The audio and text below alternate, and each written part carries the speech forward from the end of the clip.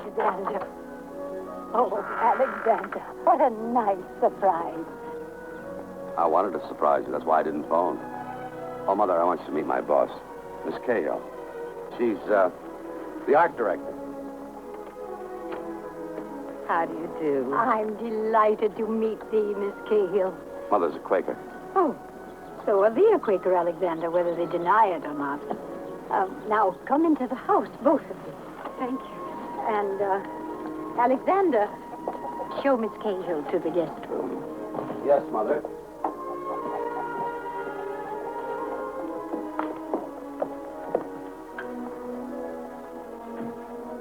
Up here, Susan.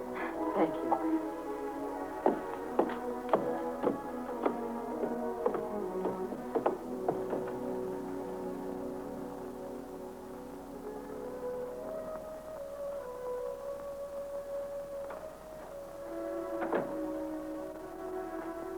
Down a minute. How do you like her? On first sight, very well. Mother, look. I'm going to marry her. I gathered as much, otherwise they would not have brought her here. But isn't this sudden? They have never mentioned her in thy letters. Oh, no, it's not sudden. You see, I've been thinking about this for a long time. Has she accepted thee? Well, frankly, I haven't asked her yet. You see, I wanted you to meet her. Thee are very thoughtful, Alexander. Thee have always managed thy life very well. Thy Susan is a lovely woman, and judging from her position, she's very intelligent. Susan Cahill was the art director for a large New York advertising agency. How about a drink? Oh, no, thank you. Come, sit here beside me, Susan. Thank you. Alex was her #1 artist. Alexander and I were just talking about thee. I'm glad now that I always trusted Alexander's taste. You're very kind, Mrs. Austin. Thank you. Thank God, rather, for making thee what thee are. I'm surprised Alec never mentioned his Quaker background. Why are you being so secretive, Alec? Oh, I'm not, at least, not today. You see, Mother, I came up here for a very good reason. I had something to tell you. Both of you. You see, on Wednesday, the Navy is already up for duty. Alec. Well, I meant to tell you at the beach house, but I thought it'd be better here. Did you enlist? No, you see, I was in Naval ROTC in college, and I just stayed in the reserves. I'm a lieutenant now. Why have thee never told me, Alexander? I thought it would hurt you. Does thee not think it hurts me now? Did thee think thee could forget all thee were taught as a child? I haven't forgotten, Mother. No. The teachings are deep within thee, like the underground springs to a lake. Always there. Thee cannot forget. A man has a right to choose his own faith. I just chose not to be a Quaker. What did thee choose to be? I don't know. I haven't made a choice. It's against thy heritage, against all thy upbringing to choose violence. Yet thee have chosen war and the killing of other men. The war was World War II. Susan would plead for time to think. She would not rush into marriage with Alex before he sailed. Neither she nor his mother came to the pier to see him off. Well, gentlemen, I must confess that knowing we had an ex-lawyer aboard, Mr. Dooley, and an ex-customers man, whatever that is, Mr. Swanson, and a pediatrician. Oh, Mike, Miss Dinner. How are you ashore, sir? Mike, I don't believe you've met our new assistant gunnery officer, Lieutenant Austin. Lieutenant Austin, this is Lieutenant Commander Edge, our executive officer. He'll be bunking with Doc Blanchard. Glad to have you aboard, Mr. Austin. Lieutenant Austin's file is on your desk. Oh, fine. I'll expect you in my cabin in 45 minutes. Yes, sir.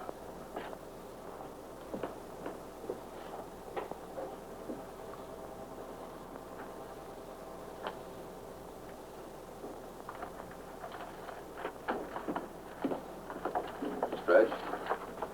All right on time, Mr. Austin. Will thee come in? As thee can gather, I'm going over your file. The word is you, Mr. Edge. Oh, I see. Then I take it you're not an Orthodox Quaker. I don't know what you mean by orthodox. But I do know I'm an officer of the Navy. And defending your country against all enemies? Yes, sir. We'll see, Mr. Austin. This is a fighting ship. Our business is killing. I'm well aware of that. Well, you better be. I won't have any man on this ship who won't fight. And I'm going to keep my eye on you every minute. The ship put out to sea. She was heading for action in the Pacific.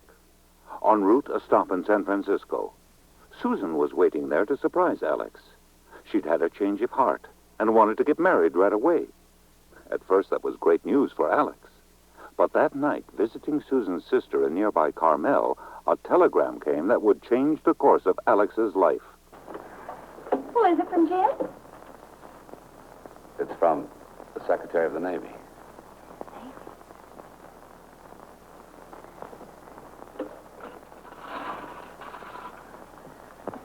All right, you Indians. Let's get to bed. Good night, Aunt Susan. Good night, Aunt Floyd. Good night, Aunt Floyd. Good night, Aunt Susan.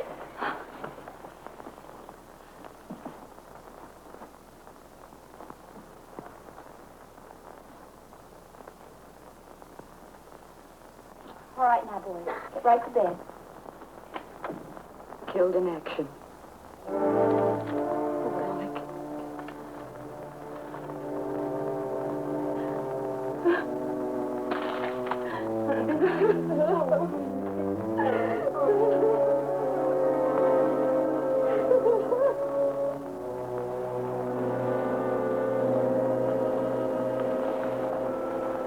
You're all packed.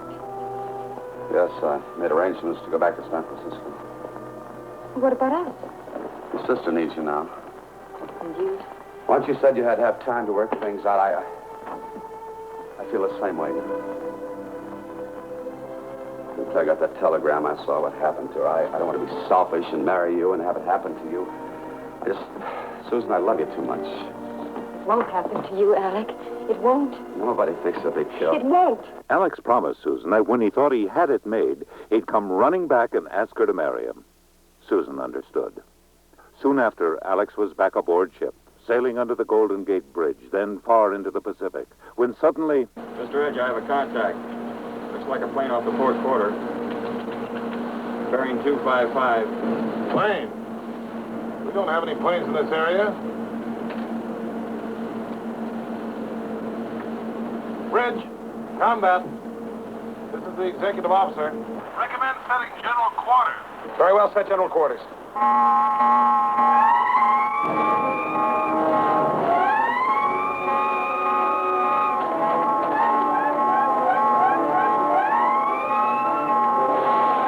Range 7500, bearing 255. Range 7500, bearing 255. Range 7500, bearing 255. Interaction. Port.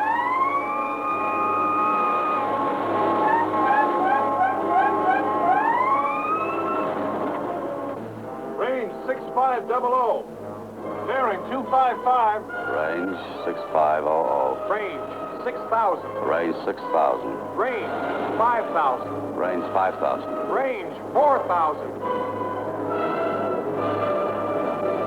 Mr. Ross, give us the word. Mr. Ross, give us the word. Mr. Ross, I'm going to fire. Mr. Ross, give us the word. Mr. Ross, I'm going to fire. Hold your fire. Hey, look, it's one of ours. Austin wants a fix. Give him our approximate position, Dave. Aye, aye, sir.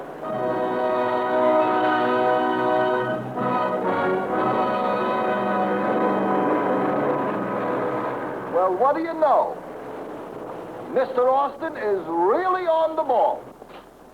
You realize, of course, the seriousness of the statement you just made. That you weren't able to fire at that plane. I realize it, sir. But have you got any idea why? No, sir, I don't. Or perhaps you recognize it as an American plane from the sound of the motors. No, sir. Subconsciously, perhaps. Maybe, but I don't think so. Well, if it had been a clear day and you'd recognized it as a Japanese plane, you'd have fired then, wouldn't you? I don't know. That's why I came to you. Well, there's got to be a reason, Austin. There's got to be. Could it be religious? Sir? On your form, you're down as a Quaker. Could that have anything to do with it?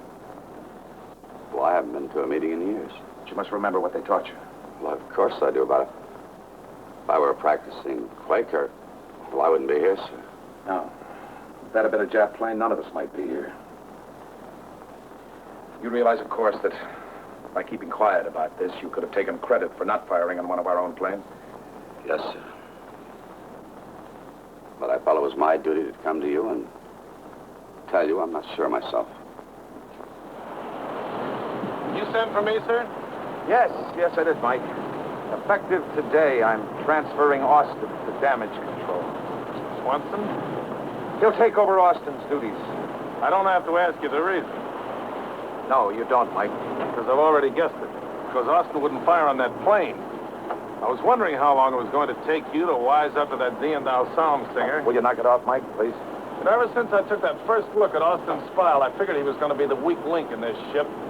I figured he'd be gutless, too. His kind always is. Mike's carelessly spoken words, overheard, spread quickly through the ship. Soon, Alex found himself scorned by the men. A few remained his friends. One was the officer known affectionately as Frenchy Shapiro. He would prove a staunch ally during a sudden attack by Japanese planes. Hey,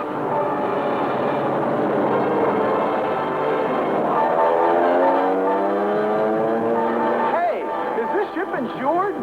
Commence firing.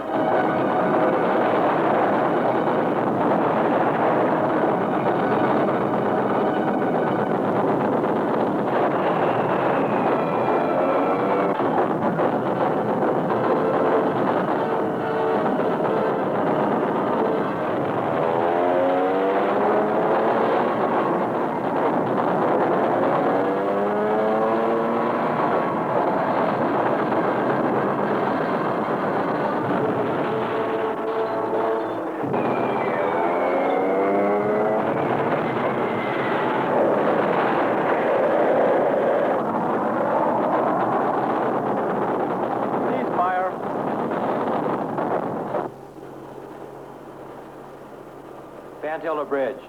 Unexploded bomb in after cruise compartment. I hear this. Damage control party. Lay aft to the after cruise compartment. Unexploded bomb adrift. Hey, this wasn't in a contract. Open the scuttle. Wait for me. Come on.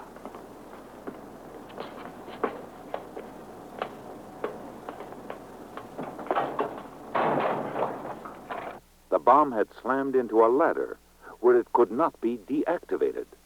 One wrong move would blow the ship to smithereens, the Deep Six. I think we got her. Over here. Oh, hold her easy. Down. Okay. I'll call the bridge.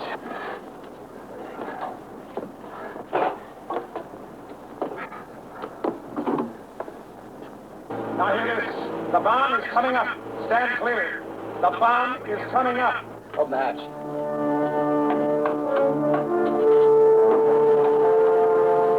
George! Al! Open his hatch!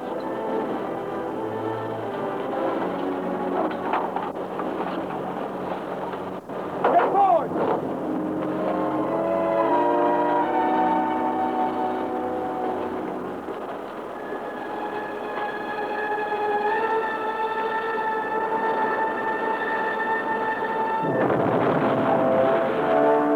Well, we saved the government our insurance money. You talked yourself into a trip home. Yeah, a trip home.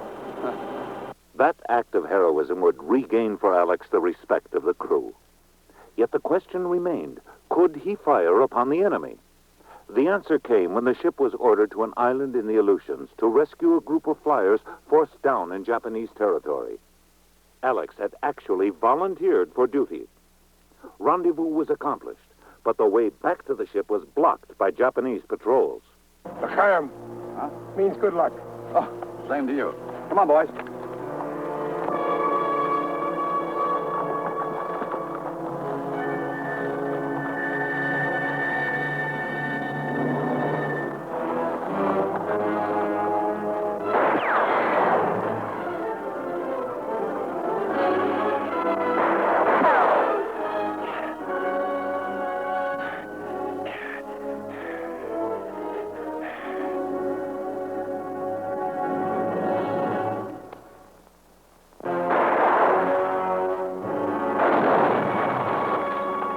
Monkeys. They ain't gonna get Frenchy Shapiro cheap. Down, Frenchie.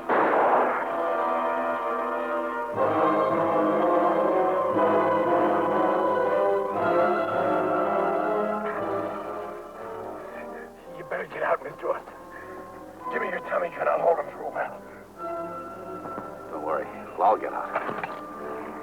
Mr. Austin.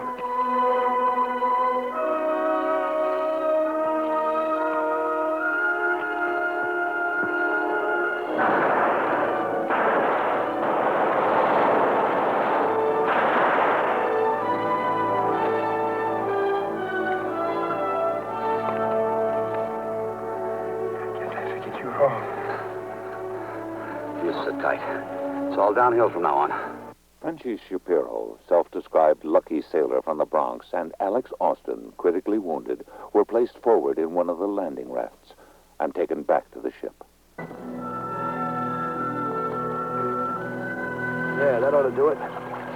Okay. Let me take a look at you, Lieutenant. Mr. Austin. Have I got the mid-watch? Something tells me I got the mid-watch. No, French. Not tonight. That's good. I'm pretty tired. Frenchie. It's okay, Mr. Austin. I'm gonna live. Sure you are. I'm gonna live a long, long time. You and me both. We've got it made. Sure, we got it made.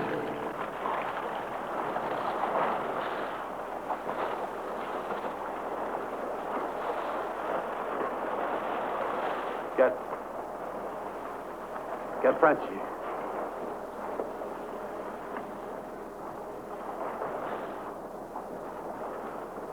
Frenchie's dead. Said he was gonna live a long time.